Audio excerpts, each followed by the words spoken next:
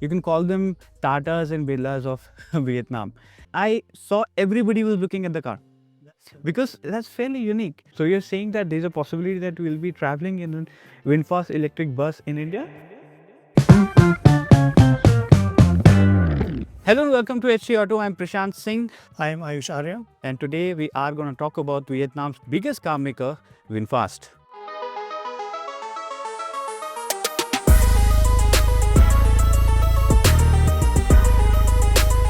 So VinFast wasn't a car company from the very beginning, right? They started in 2017, but they're part of a much bigger Vietnamese conglomerate, right?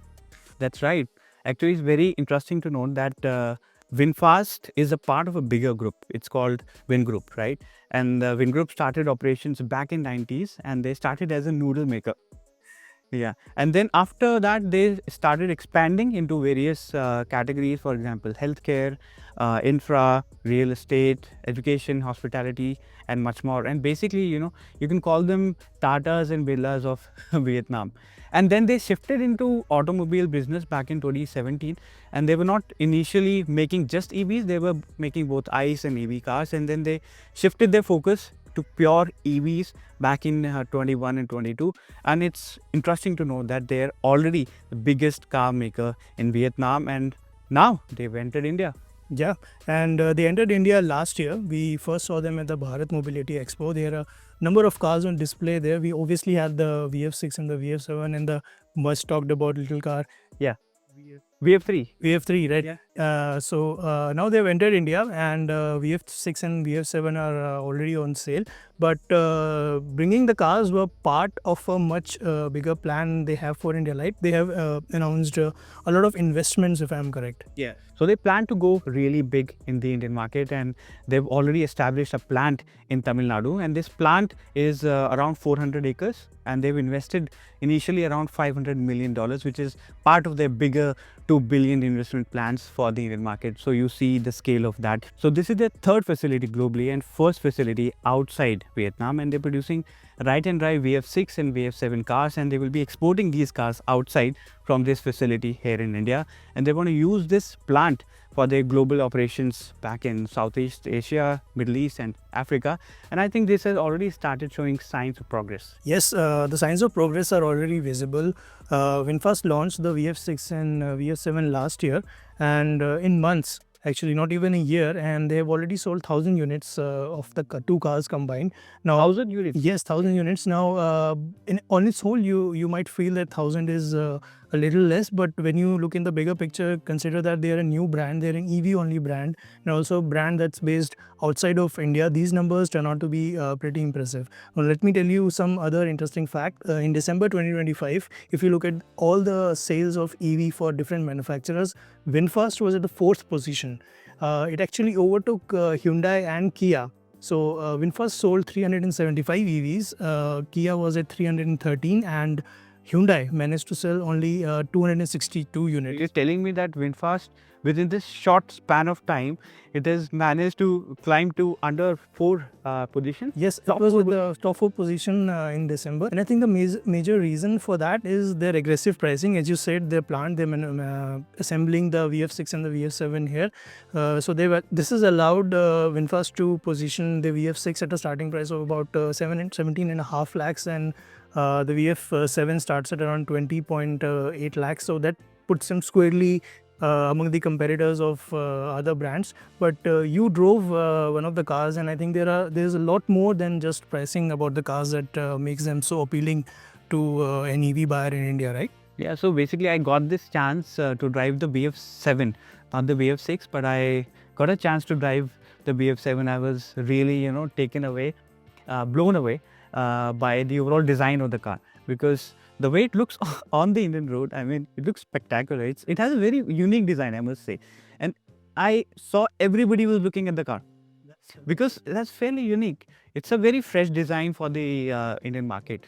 And beyond the design, there are much more changes, because I think VinFast has taken feedback from everybody, and they knew that the Indian market is very specific to certain specifications of the car, and it should have these things. So the company worked upon its suspension setup. right? Because the ride quality that we need for the Indian market is the roads are very challenging. Yeah, right. So they've completely tuned the suspension. They've worked on the overall ride height. They've modified it. I think the ride height is slightly raised for the Indian market. They've also worked upon the tire profile. They've made it slightly bigger, right? Because these cars have to be driven on the Indian roads. There are a lot of potholes. You can just hit any pothole or a speed breaker. So everything has to work in accordance, right? And the car has to be driven on the Indian roads. So that way they've completely taken the feedback and worked upon their cars. So the ride quality of the VF7, I must admit that it's really nice. So I like. Yeah, that's the highlight of that car. Apart from that, I think cherry on top would be these cars, both VF6 and the VF7. They've managed to score a 5-star B NCAP rating. Yeah, and seeing, there's a lot of awareness these days when it comes to safety of these cars. So everything put together is working well for the brand. Yeah, and I think it's not just about the cars. They are aggressively priced. Yes, they are very good to drive, as you said, and they are also safe. But I think VinFast is also focusing on the after-sales service network. So right now they have 35 dealerships all across India, and VinFast has said that by the end of this year, 2026, they'll expand it to 75 outlets. Now, the interesting thing that you'll like to know is that they'll just not focus on the tier 1 and tier 2 cities, not just metropolitan cities. They are planning to focus, go deeper into the Indian heartland and focus on tier 3 and tier 4 cities as well. So that's, I think, pretty impressive from the brand, and I think that's going to help them going forward, because I think they have a very exciting set of new cars lined up for the Indian market. And not just cars, they are going into multiple different segments, going beyond the segments of VF6 and VF7, right? So basically, let's take a step back. Right. So they from 35, they're planning to expand to 75. 75 by the end of this year. By the end of this year. Yes. And 35, they managed to do within a span of 3 to 4 months. Right. That was when these cars was launched in the Indian market. Right. So they're expanding their service network. They're expanding their retail network, and now they're planning more products. Right. So I was part of a recent event, VinFast event, where they announced that they are bringing 3 more vehicles in the Indian market. Right. So that this entire product folio by the end of 2026, I think that these things are looking very exciting. Right. And apart from that, there is a lot of other things happening from VinFast's end.